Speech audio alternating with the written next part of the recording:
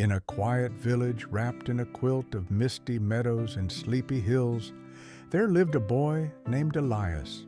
He was a curious sort, one of those children who stare longer at the way the sunlight dances on a puddle than at the toys they're given, who ask questions not just with their voice, but with the way their heart leans forward. Elias lived with his grandmother, who everyone in the village simply called Nana Wren. Her little cottage sat at the edge of the forest, where the pines whispered ancient lullabies, and the wind carried stories if you listened closely enough. The path to her door was lined with wildflowers that always seemed to bloom just a little brighter than elsewhere, as though they knew kindness grew best where it was nurtured daily. Each night, Nana Wren would tuck Elias into bed beneath a patchwork quilt stitched with stars and moons. She'd sit in her old rocking chair, the one that creaked like a sigh, and tell him stories that curled around his heart like warm tea on a cold day. Some stories were true and some were not, but all of them held a sort of truth that only stories can. One evening, after a golden autumn day filled with rustling leaves and the smell of cinnamon from the kitchen, Elias asked a question as his eyes began to flutter like sleepy moths. "Nana," he said, "do trees remember things?" Nana Wren paused, her smile softening. She brushed a strand of silver hair behind her ear and looked toward the forest, visible through the open window, where twilight settled like a gentle sigh. "Oh, yes, my dear," she said, "they remember everything. Trees are the best listeners, and some say if you're quiet enough and kind enough, they just might share a memory with you." That night, long after the stars had blinked into the sky and Nana's rocking chair had stilled, Elias dreamed of whispering trees and forests full of memory. The next morning arrived draped in dew and birdsong. Elias woke with a feeling he couldn't quite name, a sort of gentle pulling in his chest, like the breeze that tugs a kite upward. He dressed quickly and tiptoed downstairs where Nana Wren was already tending the hearth, her teapot humming a low, cozy tune. "Nana," he said, "I want to go into the forest today. I want to ask the trees a question." Nana looked at him, her wise eyes twinkling like a sky just before a snowfall. She didn't laugh or tell him to stay close to the house. Instead, she poured him a cup of warm oat milk and set a satchel on the table. "I thought you might," she said. "There's some bread, apple slices, and honeycomb in there. And this—" She reached into a drawer and handed him an old brass lantern. It was small and dented, with a flame-shaped etching on its side. "This was your grandfather's. It doesn't need fire. Just hold it when you feel unsure. It will remember the way." Elias took the lantern with reverent hands. He didn't know how it worked, only that it felt warm in a way things sometimes do when they've been loved deeply. And so, with his satchel slung over one shoulder and the brass lantern clutched in his hand, Elias stepped into the forest that morning, not knowing that he was beginning a journey that would change him, just as the trees themselves change with every season past. The forest greeted Elias not with fanfare, but with the soft hush of leaves rustling overhead, and the dappled sunlight that slipped between branches like golden ribbons. The path beneath his feet was worn but welcoming, lined with moss and small stones that looked like forgotten eggshells. He walked slowly, the way one does when they are hoping to be noticed by something quiet and old. He greeted the trees as he passed. "Hello, Maple." "Good day, Birch." "You're looking very tall, Pine." And though they didn't speak back with words, Elias thought he saw the leaves flutter more joyfully in response. As the path curved and deepened, Elias came upon a peculiar sight, a small tree stump, perfectly round, with an acorn sitting squarely in its center. The acorn was polished and smooth, almost as if it had been placed there with care. Elias stepped closer and sat cross-legged on the soft earth beside the stump. The forest had gone still, not in a frightening way, but the kind of stillness that holds its breath when something important is about to happen. He picked up the acorn and held it in his palm. "I have a question," he said softly, unsure of who or what might be listening. "Do you remember a boy named Elias?" The acorn didn't answer, but the lantern in his satchel gave a faint, warm pulse. Surprised, Elias pulled it out. It was glowing gently, like the embers of a fire long thought cold.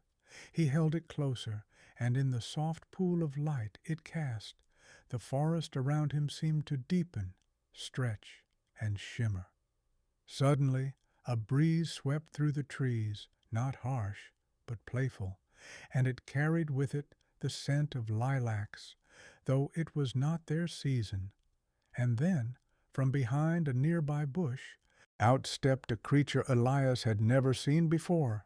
It was small, no taller than Elias's knee, with the body of a squirrel, but the ears of a hare, and fur that shimmered like bark in moonlight. It wore a little scarf, the color of ripe plums, and in its black button eyes sparkled something ancient and kind. "Well now," the creature said, in a voice like the rustle of dry leaves, "you've found the remembering stump. Not many do. Welcome, Elias." Elias blinked. "How do you know my name?" The creature gave a small bow. "The trees told me, of course. They've been waiting for you." And so began Elias's friendship with the creature, who introduced himself as Thistle.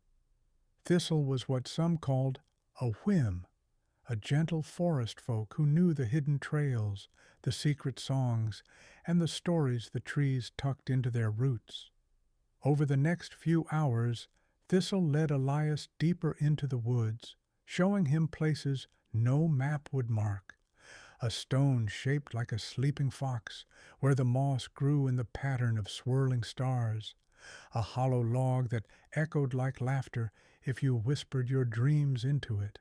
A pool so still it reflected not just your face, but your feelings. "You see," said Thistle, as they sat beside the pool, sharing apple slices, "the forest remembers not just people, but moments. Kindness leaves roots, even if no one sees. And questions? Well, they're like seeds. If you plant them with care, you might just grow an answer." Elias thought about this quietly, the way he did with things that mattered. He dipped his fingers into the cool water and whispered, "Why did my parents have to go?" The question hung there, soft and heavy. Thistle didn't rush to answer, and the forest didn't pretend to know what it couldn't. But the lantern glowed a little warmer in Elias's lap, and Thistle placed a gentle paw on his hand. "Some answers," Thistle said, "aren't found. They're felt, and they change as we grow." As dusk tiptoed in and the sky turned the color of worn denim, Elias and Thistle made their way back toward the edge of the forest. The path seemed shorter, though they hadn't hurried, and the trees now glowed golden with the light of the setting sun. When they reached the remembering stump once more, Thistle paused. "You'll come back," he said, more a statement than a question. "I will," Elias replied. "There's so much more I want to ask." Thistle smiled. "Then the forest will be here. It always is. Just listen for the trees." Elias waved goodbye, the lantern now dim but warm in his hand, and he stepped out of the forest and into the cool arms of evening. The stars were blinking awake, and the wind smelled faintly of bread baking and chimney smoke. Nana Wren was on the porch, knitting something soft and gray. "Did the trees answer you?" she asked with a knowing smile. Not all at once, Elias said, but I think they remember me, and I met someone named Thistle. Ah, said Nana, then you're on your way. That night, beneath his starry quilt, Elias fell asleep with the acorn on his bedside table and the lantern at his feet. He dreamed of soft moss, shimmering fur, and the hush of leaves that remembered everything. Outside, in the forest, the trees whispered to one another. He's come, they said, and he's listening. The days that followed were painted with the gold and copper of late autumn. Mornings came dressed in fog, the kind that made the world feel smaller and softer, as though the forest were hugging the village just a little tighter. And every day, after his lessons with Nana Wren, where he learned not just sums and letters, but how to recognize the calls of birds and the names of clouds, Elias would return to the forest. He never had to search for Thistle. The little whim would always be waiting, perched atop the remembering stump or dangling from a low branch with a grin stitched right into his furry face. Ready to listen? Thistle would ask, and Elias would always say yes. One crisp afternoon, when the wind tasted faintly of smoke and spice, Elias followed Thistle along a narrow trail so overgrown with ferns and mushrooms it seemed it hadn't been walked in years. "Where are we going today?" Elias asked, brushing a cobweb from his shoulder. "Someplace older than memory," said Thistle with a wink. "The trees call it the Root Hollow." Elias said nothing, but he held the brass lantern a little tighter. After a time, the path began to slope downward, and the trees grew taller, closer, their bark etched with swirling patterns that made Elias think of lullabies too old for words. The air smelled richer here, of damp soil, moss, and something else, something sweet and distant, like a forgotten song. Eventually, they reached a clearing where no sunlight reached. It wasn't dark exactly, more like twilight, stretched and softened into stillness. At the center was a wide hollow in the earth, where the roots of an ancient oak had grown up and around one another, forming an archway that led beneath the ground. "Is this it?" Elias whispered.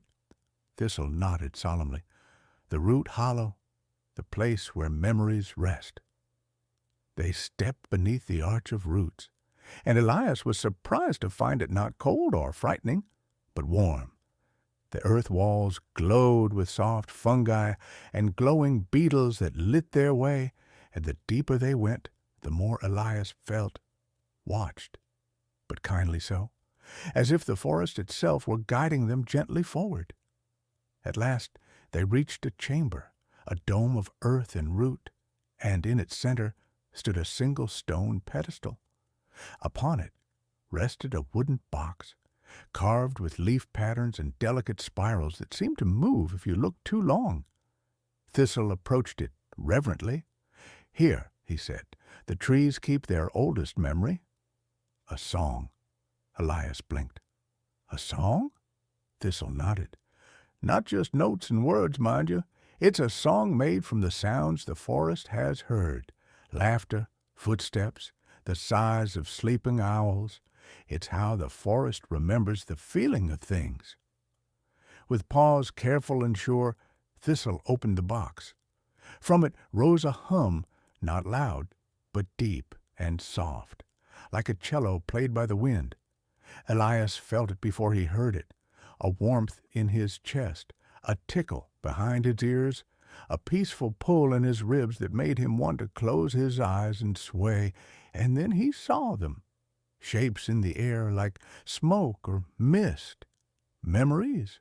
A little girl dancing beneath a willow, her hair catching the sun, a gray fox sleeping curled around its kits in the crook of a root, a man, perhaps a woodsman, setting down his axe to feed a bird from his palm. The forest was showing him kindnesses it had kept safe. Elias felt his eyes sting with quiet tears. "Why show me this?" he asked. "Because," Thistle said, placing a tiny paw over Elias's heart, "you're the kind of soul who listens. The forest remembers people like you." They sat in silence for a long time. After that, Elias curled against a mossy root, Thistle beside him nibbling on a bit of dried pear. The song continued, soft and slow, shifting like waves. "Thistle," Elias said at last, "do you think the forest remembers my parents?" Thistle looked up, his expression gentle. "I believe it does," he said. "Would you like to ask it?" Elias nodded and stood once more before the box. He closed his eyes and placed his hands on the edge, just as he had seen Thistle do. "I want to remember them," he said quietly. "Not just their faces, but how they made me feel. I want to keep them the way the forest keeps things." The song shifted, and then the chamber filled with a memory that was not entirely the forest's, but Elias's own, brought forward by the roots and echoed back. A laugh, his mother's light and musical, as she spun him in the kitchen, the firm, warm hand of his father lifting him onto a horse, the smell of cinnamon and wood smoke, the hush of bedtime stories read aloud beneath a quilt. Elias pressed his hands to his chest. "Thank you," he whispered. Thistle's voice was soft. "They loved you, Elias. They still do, and love like that. Well, it doesn't vanish. It grows roots." They left the root hollow quietly, letting the silence wrap around them like a shawl. Outside, the sky was beginning to blush with sunset, and the trees stretched long shadows across the mossy ground. Thistle walked Elias partway back, humming a tune that matched the feeling in the air, something old yet hopeful. "Will I ever hear the song again?" Elias asked. "Perhaps," Thistle said. "But even if you don't, it lives inside you now. That's what the forest does best. It tucks away things in the soft places. You just have to be quiet enough to find them." That evening, Nana Wren was waiting with a pot of chestnut stew and bread, warm enough to steam the windows. She greeted Elias with a hug that lingered just a little longer than usual, as though she too had remembered something precious that day. At bedtime, Elias pulled the quilt to his chin and reached for the acorn on his nightstand. It glowed faintly now, not with light, but memory. He whispered, "Good night, Mama. Good night, Papa." Then he turned to the lantern, its warm brass surface catching the glow of the moon outside. "Thank you for helping me remember." And in the hush that followed, he thought just for a moment. He heard the faintest hum, like the echo of a lullaby, sung not with words, but with love. Outside, the wind tiptoed through the trees, careful not to disturb the roots, where stories slept and songs waited to be heard again. The first frost arrived quietly, in the way that all good things do, soft, unnoticed, until one morning you step outside and the grass crunches gently under your feet. The trees, once clothed in fire-colored leaves, now stood tall and bare, their branches etched against a sky of pewter gray. Elias loved this time of year. There was something peaceful about the quiet hush that came before the snow, as if the whole world had taken a deep breath and was holding it, waiting for the first flake to fall. Inside Nana Wren's cottage, the hearth crackled steadily, and the windows steamed up from pots of stew and spiced cider. Mornings were spent in wool socks, reading curled beside the fire, while evenings were for stories and long, thoughtful silences. It was the kind of season that made you thankful for blankets and familiar voices. But even as the world slowed and the forest changed, Elias's curiosity did not. One crisp afternoon, bundled in his thickest scarf and mittens, Elias stood once more at the forest's edge, lantern in hand and satchel filled with chestnut bread and dried cranberries.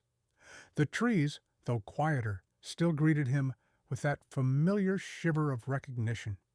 The remembering stump stood dusted with frost, the acorn now tucked safely into Elias's coat pocket. And there, as always, was Thistle, only this time he wore a tiny knitted vest in a checkered red and white pattern. "Your Nana's handiwork," Thistle said, puffing out his chest proudly. "Keeps me warm on chilly days." Elias laughed. "You look like a picnic blanket." Thistle grinned. "And you, young sir, look like a burrito with feet. Come on, we've somewhere special to visit today." They wandered deeper into the forest, past the hollow logs and sleeping brambles, over frozen puddles that gleamed like glass. The trees thinned as they walked, and soon they came upon a grove Elias had never seen before. It was circular, surrounded by a ring of old, towering beeches, whose bark looked like elephant skin. In the center was a hill, round and gentle, covered with moss that somehow stayed green even in the cold. And on top of the hill sat something so large and strange that Elias had to stop and blink. It was a creature, a giant, by every measure of the word. He sat cross-legged, head bowed, arms folded gently in his lap. His body was made of stone and bark, his back patterned with lichen and ivy. A crown of bare branches curled from his head, and moss grew thick across his shoulders. He looked as though he had been carved by time itself. "Who is that?" Elias whispered. "That," said Thistle, lowering his voice, "is the gentle giant. His name is Alder. He's the oldest listener in the forest." Elias approached slowly, awed and hushed. "He's asleep," he said. Thistle nodded. "Yes, he rests during the cold months, but he can still hear. His dreams are full of whispers and wind." Elias placed a hand on Alder's stone-like knee. It was cool and solid, but pulsing faintly, as if a heartbeat ran beneath the moss. "Can he speak?" Elias asked. "Only when needed," Thistle said. "His words are heavy. He saves them for moments that truly matter. But he'll hear your voice if you speak gently." Elias took a breath and sat beside the giant. He pulled out his lantern, its brass surface slightly frosted, and held it close. "Hello, Alder," he said softly. "My name is Elias. I've been learning to listen."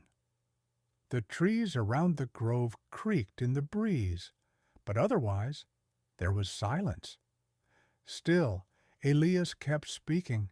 "I wanted to ask, do you ever forget things, even big, important things?" A faint wind rustled the crown of Alder's branches, and somewhere nearby a pine cone dropped with a soft thud. Thistle placed a paw on Elias's knee. "He remembers everything, but even the best rememberers need help sometimes." And with that, Thistle scampered off, returning moments later, dragging something behind him, a bundle of old, weathered objects wrapped in a scarf. "These," he said, "are offerings. The forest folk leave them here for Alder, little reminders of kindnesses past." Elias peeked into the bundle.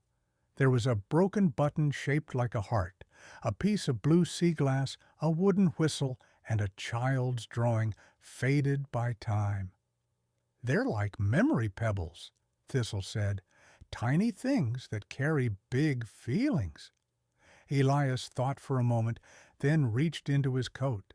He pulled out the acorn, his special one from the remembering stump, and placed it gently at Alder's feet.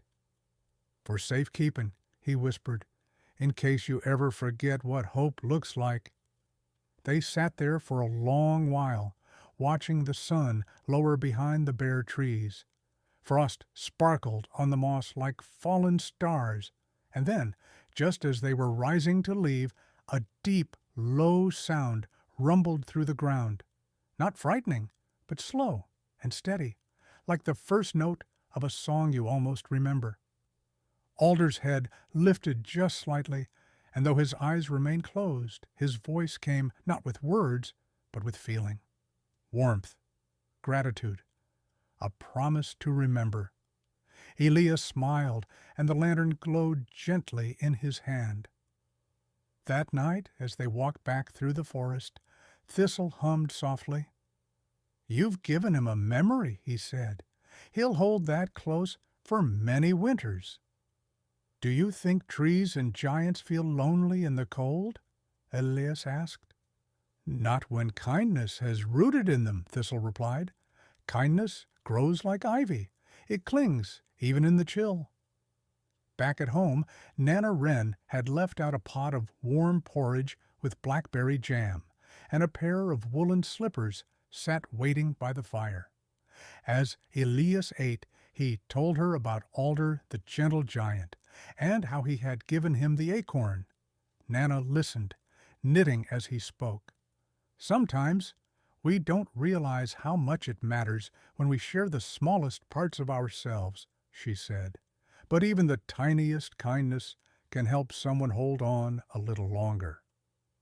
That night, curled beneath his quilt, Elias dreamt of a hill covered in moss and a crown of branches that rustled in the wind. He dreamed of giving something away and how it made him feel not emptier, but somehow more full. And outside, in the wintering grove, the gentle giant dreamed too. He dreamed of a boy with a lantern and a gift made of hope.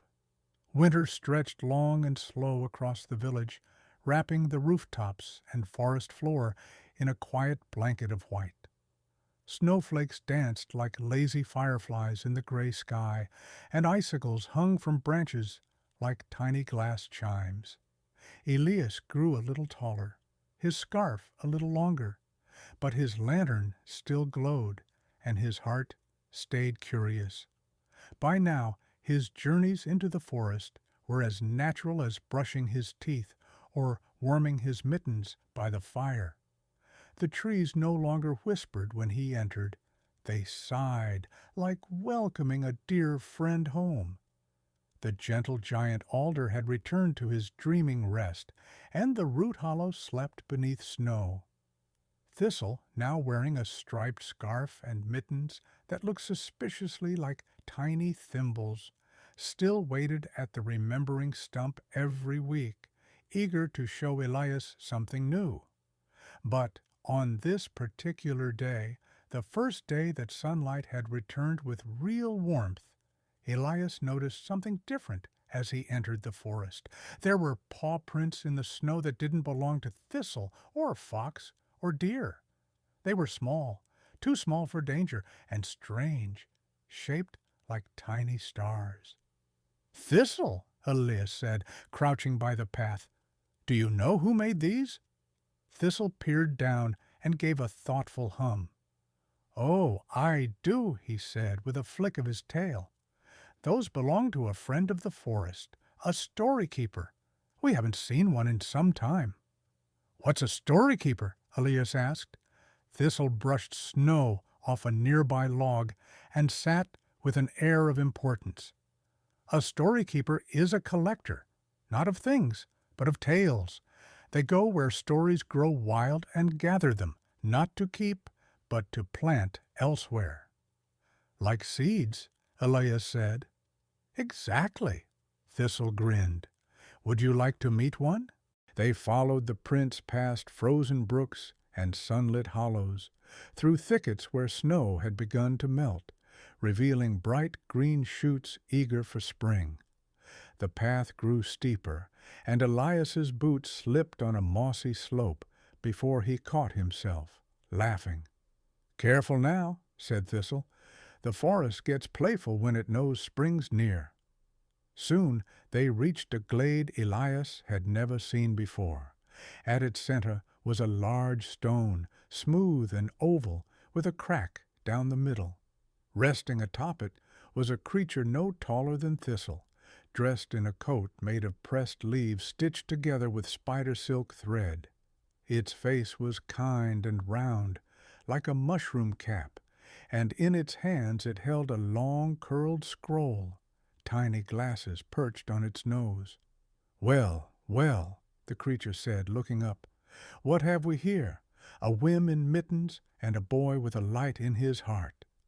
Thistle bowed with a flourish. "Elias, meet Pindle, story-keeper of the North Hollow." Pindle smiled. "An honor." Elias stepped forward. "What kind of stories do you collect?" "All kinds," said Pindle, "but I'm especially fond of ones with quiet bravery, gentle kindness, and soft surprises, the sort that slip between days like sunlight through trees." He unrolled the scroll, revealing tiny handwriting and sketches that danced across the parchment. "May I ask," Pindle said, eyes twinkling, "do you have a story you'd like to tell?" Elias blinked. "Me?" "Everyone has a story," Pindle replied, "but not everyone realizes when they're living one." Elias sat on the stone, the lantern warming in his hand, and thought. Then he began. He spoke of the remembering stump and the polished acorn, of the root hollow and the song that remembered love, of the gentle giant and the gift of hope tucked beneath the moss, and most of all, of Thistle and the lantern, and the way the forest felt when it remembered you back. Pindle's pen danced across the scroll as Elias spoke. Thistle sat quietly, his ears twitching at every name, every detail. When Elias finished, Pindle nodded. "Ah," he said, "a story worth keeping."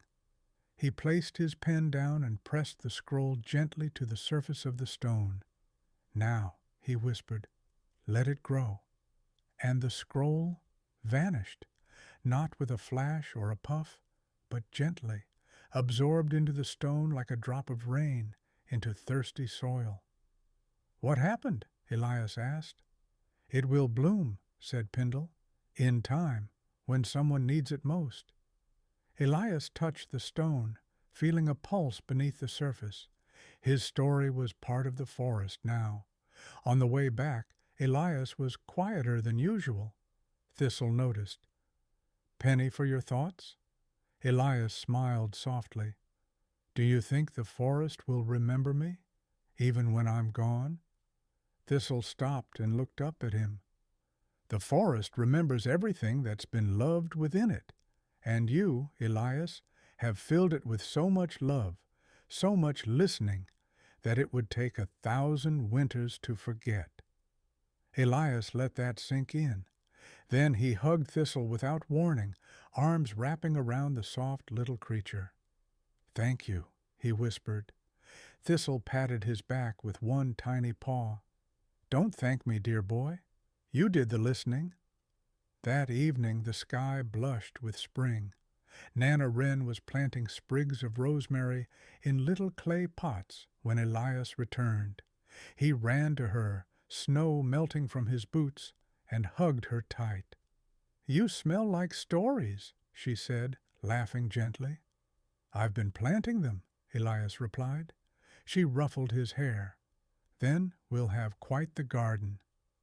That night, after warm bread and honey, Elias pulled the quilt up to his chin and set the lantern beside his bed.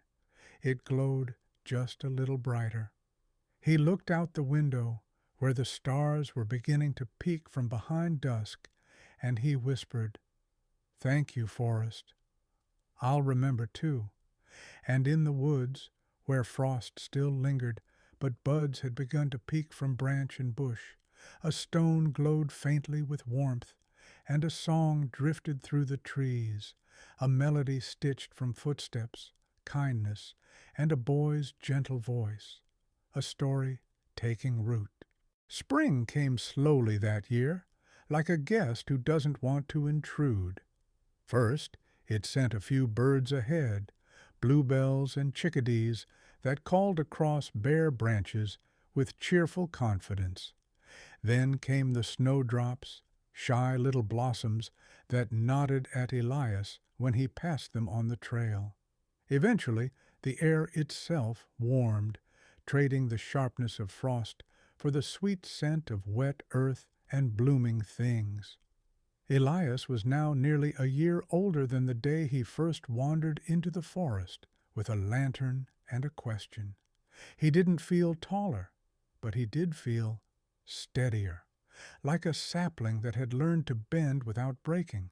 He didn't know all the answers yet. Some days he had even more questions, but he had learned how to carry them gently, like stones polished by a stream, and that, as Nana Wren often said, was the mark of a growing heart.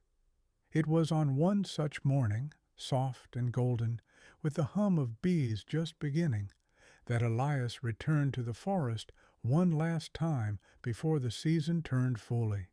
He had a basket in his hand filled with early spring gifts, a piece of Nana's berry loaf, a pinch of dried lavender, and a folded drawing he had made, a sketch of the remembering stump, the root hollow, the gentle giant, and Thistle wearing his little knitted vest. His lantern, though dim now, still hung at his side. "I think," he told Nana over breakfast, "I need to say goodbye." She only smiled, nodding as she poured warm milk into his cup. Goodbyes are a part of every good story. Just make sure it's more of a "see you soon" than a "farewell forever." The forest had changed again. The snow was gone, and green had returned like laughter after a long silence. New buds curled shyly on branches, and the air held the scent of growing things and warm rain. The remembering stump, now ringed with bluebells, seemed pleased to see him. Thistle, too, was waiting, though this time he stood a little straighter, his scarf freshly washed and trailing like a ribbon in the breeze. "You're leaving for a while," Thistle said, not as a question, but as a knowing. Elias nodded. "Just for a bit. There's school in the village, and Nana says I need to try new things, but I'll come back." "You always can," Thistle said softly. "The forest doesn't forget those who remember it." They sat for a while in the sun-dappled clearing, sharing the berry loaf and watching clouds drift like daydreams overhead. Then Thistle stood, brushing crumbs from his vest. "There's someone who'd like to see you before you go." They traveled together past the root hollow, which now hummed with spring song, a new melody, lighter and brighter, filled with green hopes and waking roots. Past the wintering grove, where Alder the gentle giant stirred in his mossy rest, a smile tugging at the corners of his bark-smooth mouth. And finally, they reached a hill Elias hadn't seen before. It was round and gentle, like the one where Alder slept, but smaller, crowned by a single tree. The tree was young, its bark pale and smooth, its leaves soft and newly born, but something about it felt deeply familiar. "What is this place?" Elias asked. Thistle didn't answer at first. He just placed one paw on the tree's trunk and smiled. "This," he said, "is the farewell tree. It blooms only when someone who's listened well is ready to part." Elias stepped closer, his lantern glowing gently at his side. "It's beautiful." "It's yours," Thistle said. Elias blinked. "Mine?" "It grew from your kindness," Thistle explained. "Every question you asked, every story you listened to, every gift you left, this tree grew from those roots. The forest doesn't just remember, it returns." Elias looked up into the branches, where pale blossoms swayed gently in the breeze. A few petals drifted down, soft as whispers, brushing his cheeks like a goodbye hug. He reached into his basket and took out the drawing, the sketch of the forest and his friends and tucked it into the roots of the tree. "For remembering," he whispered. On the way back, Elias and Thistle didn't speak much. Some friendships grow so deep that words become decorations rather than necessity. As they reached the edge of the forest where the trees gave way to meadow and chimney smoke rose from distant roofs, Elias turned and knelt before his friend. "Will you be here?" he asked. "Always," Thistle said, "though I may be a little grayer or fatter or fussier by the time you return." Elias laughed and hugged him tightly. "Thank you for everything." Thistle patted him on the back. "Thank you, boy with the lantern. You reminded the forest how to feel again." That evening, Elias sat by the window in Nana Wren's cottage, watching the light fade over the hills. The lantern sat beside him, quiet now but warm, as though it still carried all the memories inside. Nana poured him a cup of tea and sat beside him in her rocking chair. "Did you say goodbye?" she asked. "I did," Elias said, "but also, hello." She looked at him with soft pride. "You've grown, my dear, not just taller, you've rooted." And as night crept in and the stars blinked softly above, Elias curled under his quilt, the acorn still safe in his coat pocket, and drifted into sleep. In his dreams, he walked through the forest, every path familiar, every tree a friend. He passed the remembering stump where petals now bloomed beside new acorns. He visited the root hollow where songs stirred like butterflies. He waved to alder, stretching under a sky painted with dawn. And finally, he reached the hill with the farewell tree. Its blossoms glowed faintly now, golden in the dreamlight. He placed a hand on its bark, and the tree, as if it remembered him, whispered gently, "You are part of the story now."